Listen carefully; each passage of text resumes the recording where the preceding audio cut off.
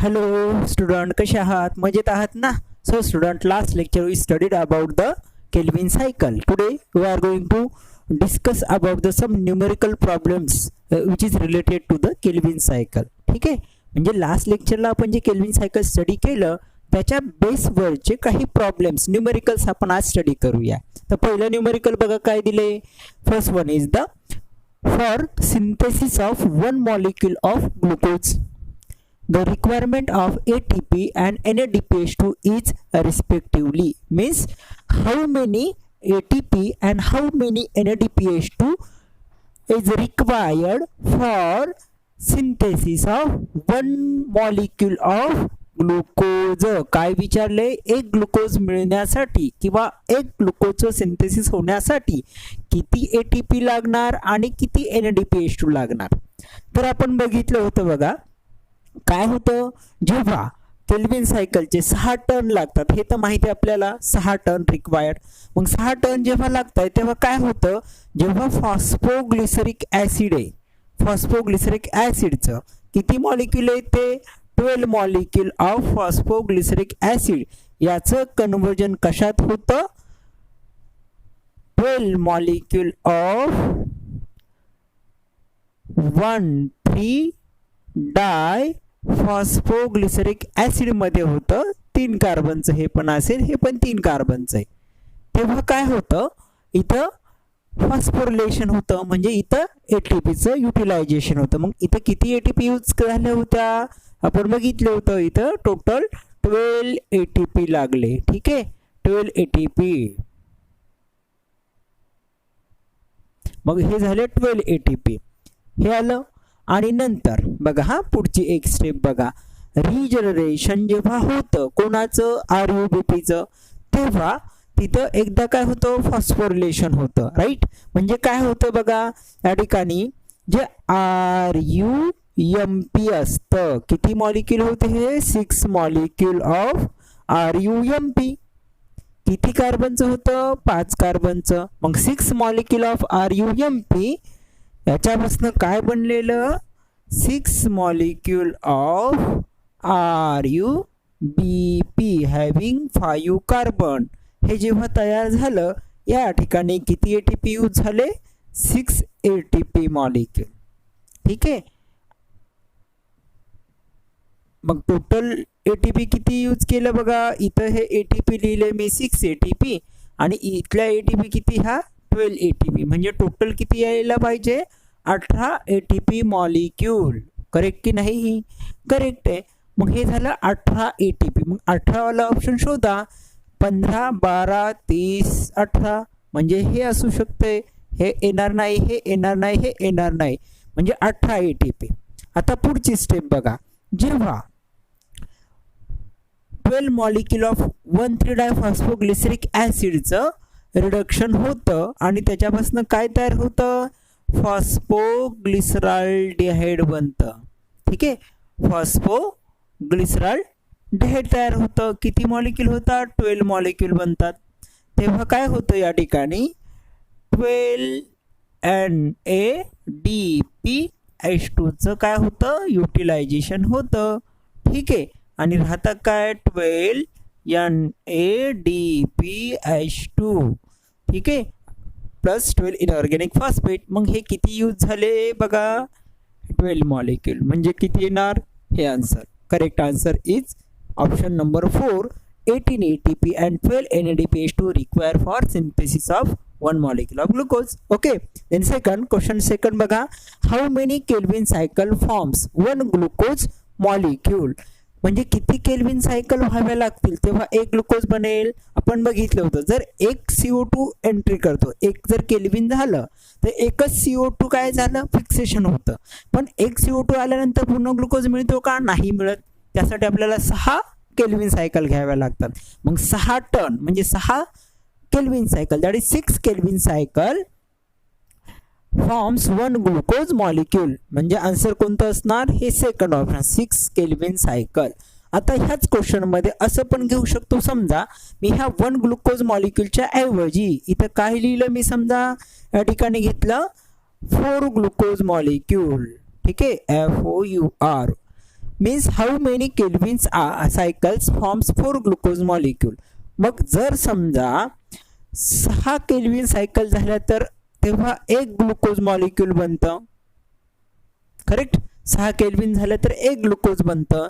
मग 4 ग्लुकोज बनण्यासाठी किती केल्विन व्हावे लागणार? बरोबर. मग काय करावं लागेल आपल्याला? x इज इक्वल टू हे किती झालं? 6 चोक 6 इंटू 4 24 काय व्हावे लागणार? केल्विन सायकल व्हाव्या लागणार. म्हणजे 6 केल्विनला एक ग्लुकोज तर काय होणार? 24 केल्विन जर झाल्या 6 चोक 24 तर काय होणार आपल्याला या ठिकाणी? 4 ग्लुकोज मॉलिक्यूल तयार होणार आहे. ठीक आहे. मग आन्सर याचं किती येईल? मग जर इथं 4 घेतलं तर काय येणार? 24 केल्विन येणार. 1 जेव्हा होतो तेव्हा 6 आलं. म्हणजे हे असं आपण फक्त चेंज करू शकतो. Okay. Then next one, question third. Okay, question number third. For fixing 1 molecule of CO2. Okay, for fixing 1 molecule of CO2 in Kelvin cycle are required. म्हणजे काय विचारलं इथं? एक CO2 फिक्सेशन साठी. ओके, कशामध्ये? केल्विन सायकल मध्ये किती ATP आणि किती NADPH2 लागणार हा क्वेश्चन आहे. ठीक आहे. For fixing 1 molecule of CO2 in Kelvin cycle are required. मग आपण तर बघितलं होतं 6 टन केल्विनचे घेतले. मग 6 टन साठी किती ATP लागले? 18 ATP. आणि NADPH2 किती लागले? 12 NADPH2. मग एक CO2 फिक्स होण्यासाठी 6 CO2 फिक्स होण्यासाठी 18 ATP. मग याचा अर्थ बघा हा, जर एक CO2चं फिक्सेशन करायचे आपल्याला तर किती ATP लागणार? या ठिकाणी येणार 3 ATP. बरोबर. कारण आपण काय घेतलं? 6 CO2 साठी किती होते? 18. म्हणजे 18 divided by 6 is equal to किती येणार? 3. म्हणजे काय होणार इथं? 1 CO2 साठी 3 ATP. Okay. Then second, how many NADPH2 required? Okay, 3 ATP आले. NADPH2 किती लागणार? जर समजा किती होते आधी? 12 NADPH2 लागत होते 6 टन साठी, तर एका टन साठी किती लागणार? 2 NADPH2. म्हणजे किती येणार आन्सर बघा?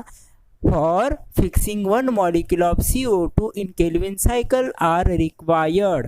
काय लागणार त्या ठिकाणी? 3 ATP आणि 2 NADPH2. म्हणजे आन्सर कोणतं असेल? Second option. 3 ATP molecule and 2 NADPH2 molecule are required for fixing 1 molecule of CO2 in Kelvin cycle. Okay, simple आहे एकदम. सोपं आहे की नाही?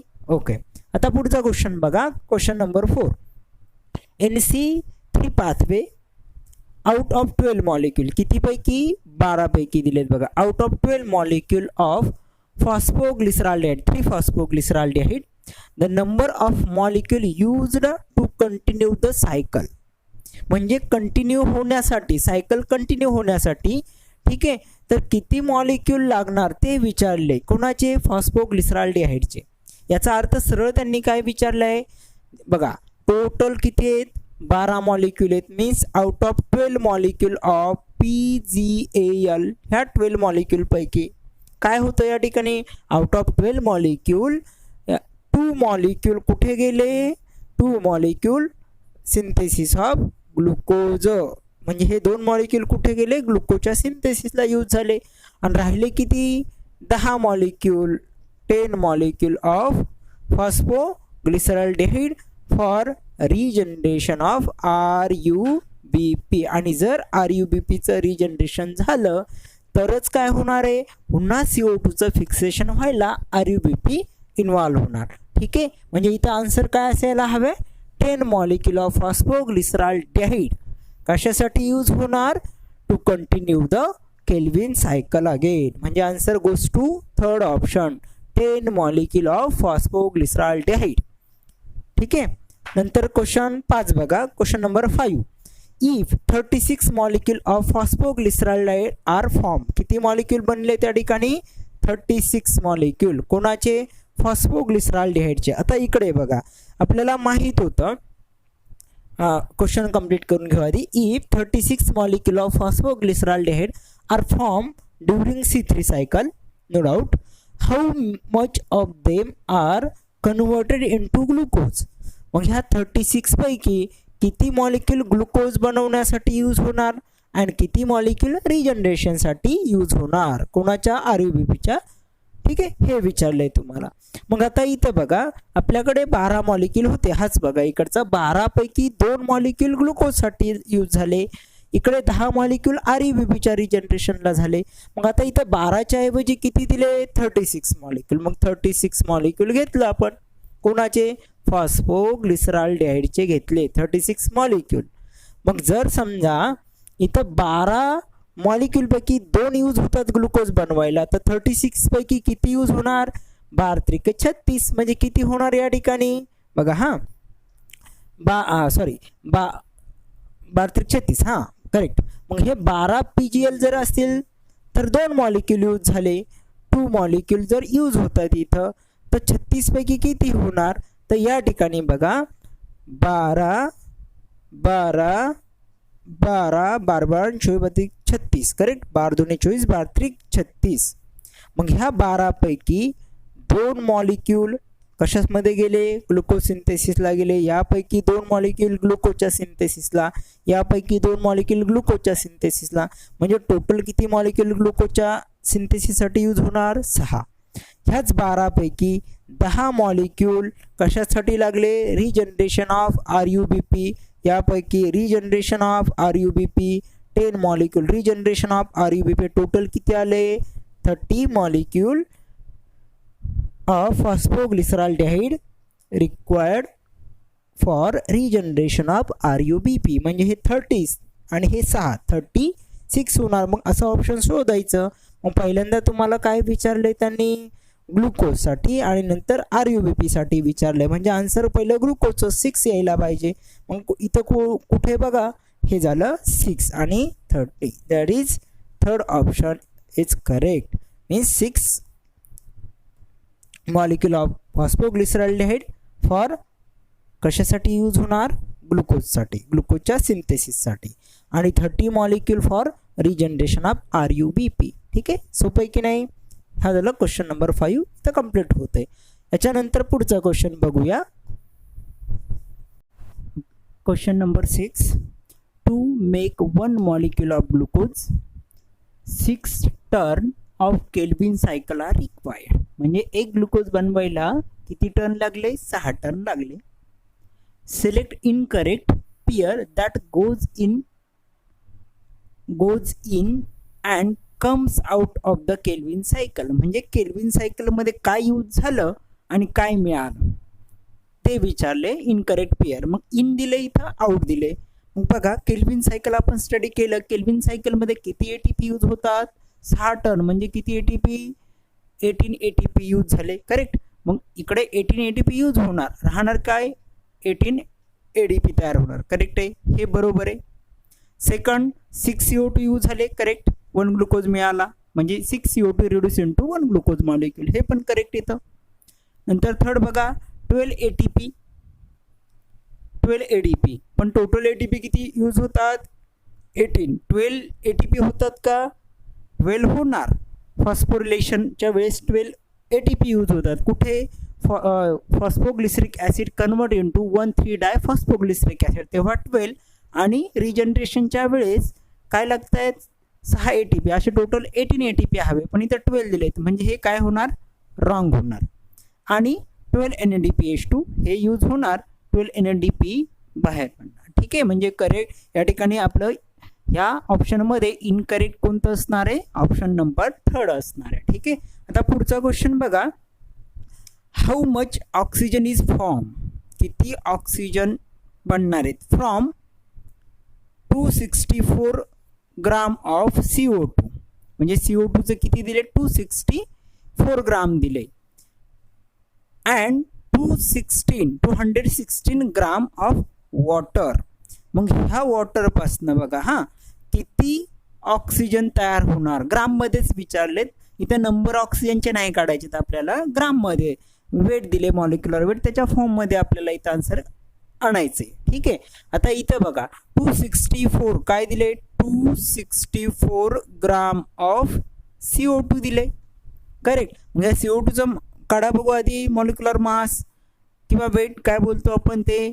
CO2चं बघा, कार्बनचं काय आहे या ठिकाणी, C12 येणार कार्बनचं. नंतर ऑक्सिजन 2 दिले म्हणजे 16 टोटल किती झाले बघा, 6 6 12 14 4 44 ग्राम झालं हे. करेक्ट. CO2 मध्ये.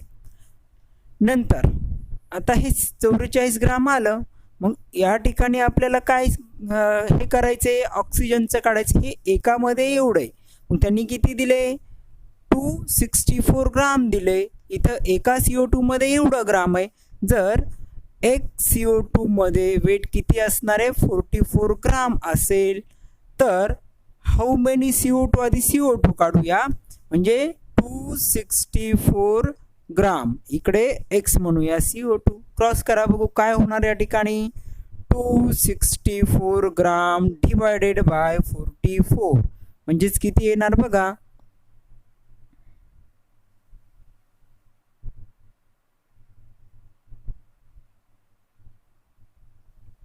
44 इंटू 6 करून बघूया, 6 चौक 4.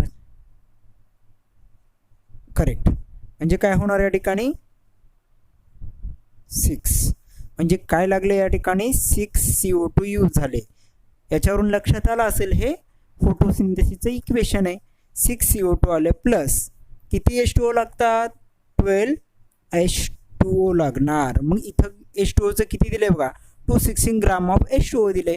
मग वॉटरचं किती येतं, H2Oचं घेतलं आपण, इथं लिहितो मी बघा, H2O किती दिले, 216 ग्राम H2O दिला. ह्या H2O मध्ये हायड्रोजन 2 प्लस ऑक्सिजन 16, टोटल किती आले, 18 आले. ठीक आहे. एका वॉटर 18 ग्राम झालं. मग इथं 1 H2O 18 ग्राम घेतलं, तर आपल्याला इकडे वॉटर मॉलिक्युलचे नंबर पण काढायचे. इकडे x म्हणूया, x हे घेऊया 216 ग्राम.